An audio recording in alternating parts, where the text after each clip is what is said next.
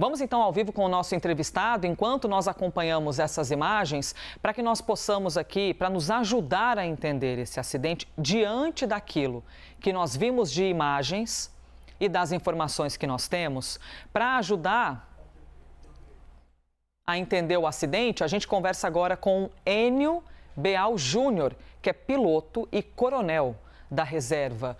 Muito obrigada, Coronel, por conversar conosco aqui na CNN Brasil. É sempre um momento de muita comoção, de muita tristeza um acidente aéreo, né? Porque a gente está falando de vidas e de pessoas envolvidas que dedicaram as suas vidas também, né, para o trabalho aéreo e agora envolvidas nesse acidente. Obrigada por estar conosco.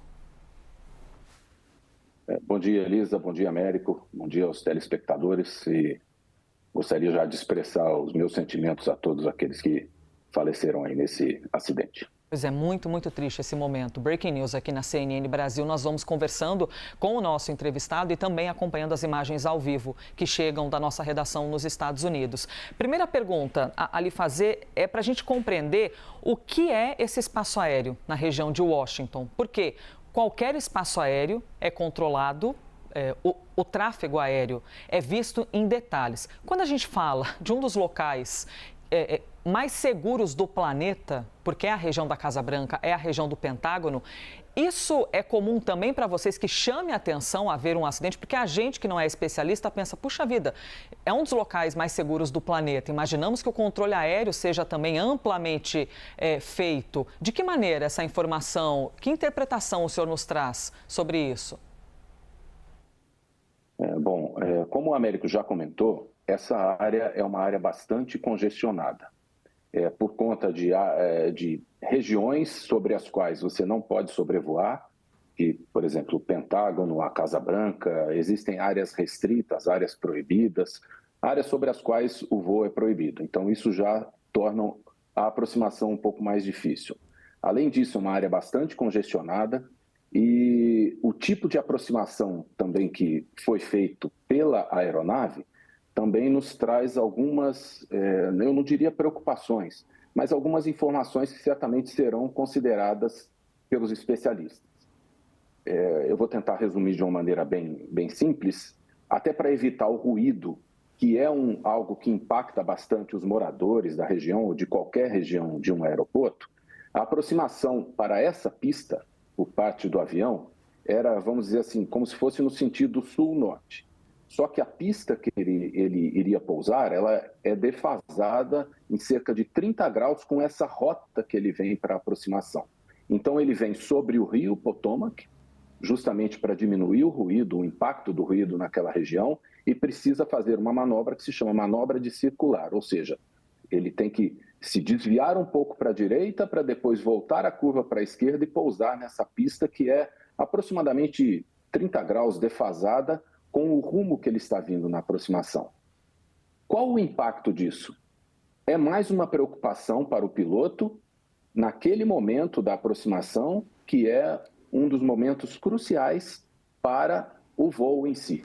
Então, ele está focado na cabine, ele está focado em manter visual com a pista, em checar os seus instrumentos, verificar a velocidade, cumprir o seu checklist. Ele está muito focado na sua aproximação. Então, aquele piloto da aeronave, muito provavelmente ele nem viu a aproximação do helicóptero.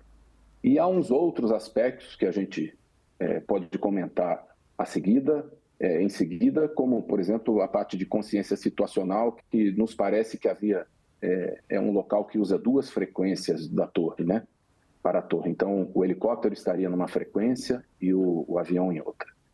Nossa, o senhor narrando esses detalhes, a gente já é naturalmente tomado de mais sentimentos ainda, né, Américo Martins, ao visualizar ou imaginar esse rito. Aliás, Américo, por favor, venha com a gente para a conversa. Obrigado, Elisa. Coronel, muito obrigado pela oportunidade aqui de esclarecer vários desses pontos. Me chamou a atenção o final da sua fala, dizendo que cada uma das aeronaves estava se comunicando com a torre numa frequência diferente. Isso se deve ao fato de que uma das aeronaves era militar e a outra é civil, portanto eles usam meios de comunicação diferentes, ou existe algum outro motivo para isso? Não, existem situações em que o motivo pode ser esse. Mas nesse caso é porque a região é muito congestionada. Então, eu não diria que é comum, mas existem áreas nas quais um controlador ele fala com diferentes aeronaves em diferentes frequências. Isso é um motivo de preocupação por algo que nós, pilotos, chamamos de consciência situacional. Enquanto você está fazendo, por exemplo, uma aproximação e está ouvindo o controlador dando uma instrução para uma outra aeronave, dizendo, por exemplo, porque já existem informações da troca de comunicação entre o helicóptero, a aeronave e a torre. Se ele diz, por exemplo, helicóptero tal, preste atenção na aeronave, você está visual com a aeronave, como foi o caso que aconteceu? Sim, estou visual. Ok, então provém a sua própria separação e está autorizado o seu cruzamento. O próprio piloto, apesar dele não estar procurando visualmente o helicóptero, aquilo já acende um alerta para ele de que é bom prestar atenção porque tem mais gente voando em uma proximidade muito grande com a nossa aeronave.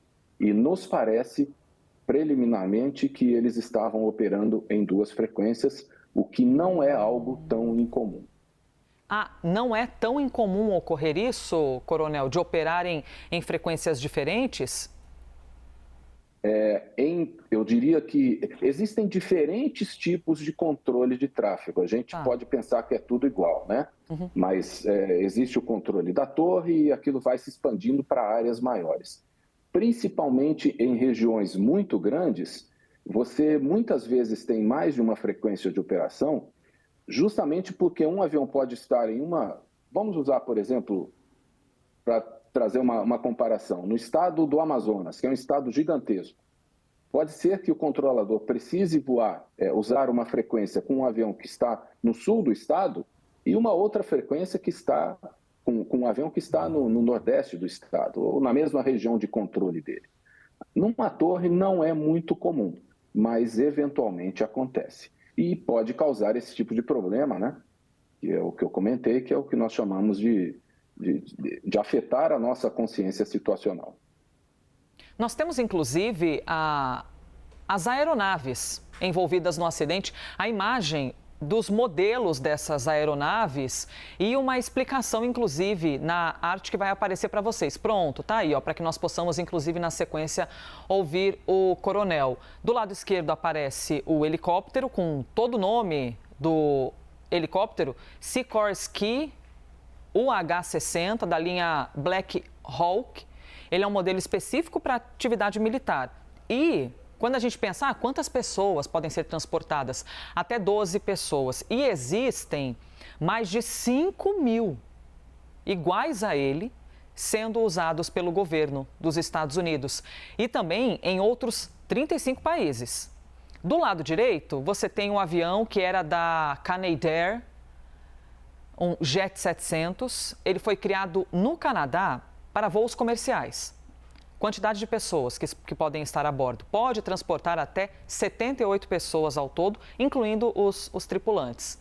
A empresa responsável pela aeronave parou de produzir o modelo em 2020, mas esse do acidente, especificamente, foi produzido em 2004. Coronel, sobre o helicóptero, então, é amplamente utilizado, né? É um modelo muito habitual de ser visto pelos céus de vários países, mas principalmente nos Estados Unidos. Sim, é um helicóptero excepcional, utilizado inclusive pelo Brasil, pelas Forças Armadas Brasileiras. É um helicóptero muito bom. Com relação às aeronaves, é inquestionável a capacidade de ambas.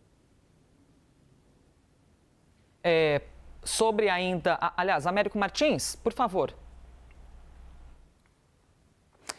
Coronel, eu tenho uma outra pergunta relacionada a uma informação que a gente recebeu da própria CNN Internacional, dizendo que esse aeroporto é de difícil operação pelas razões que o senhor colocou, mas também pelo fato de termos ali operações tanto civis como militares no mesmo aeroporto. Isso acontece em vários outros aeroportos ao redor do mundo. Que tipo de precaução extra é necessária por conta desse fato de você ter, e nesse incidente, infelizmente, tivemos um exemplo disso, tanto operações civis como aeronaves militares no mesmo espaço. Coronel, desculpe, só um instante. Antes do senhor responder a pergunta, só para esclarecer essa imagem que nós estamos vendo. Ó, o sinal é ao vivo, tá? Pelo horário de Brasília, 9 horas e 32 minutos. Em instantes, vai começar uma coletiva de imprensa com mais informações das autoridades, coletiva em Washington, D.C., tá? Então, assim que começar, já peço aqui antecipadamente desculpas ao nosso entrevistado, Coronel, que em instantes a gente deve começar a ouvir a coletiva. Agora sim, por gentileza, sobre a pergunta do Américo. Sem problema nenhum, Elisa. Não há problema nenhum em haver uma operação, como nós dizemos, compartilhada. No caso específico do Ronald Reagan e da área ali de D.C., de Washington, o problema que eu vejo, não o problema, mas a situação, o contexto, não é nem exatamente esse. É que o helicóptero ele operava de uma outra base, próxima do aeroporto Ronald Reagan. Ele eventualmente pousa lá, levando passageiros ou recolhendo passageiros que chegaram ou estão saindo em voos comerciais.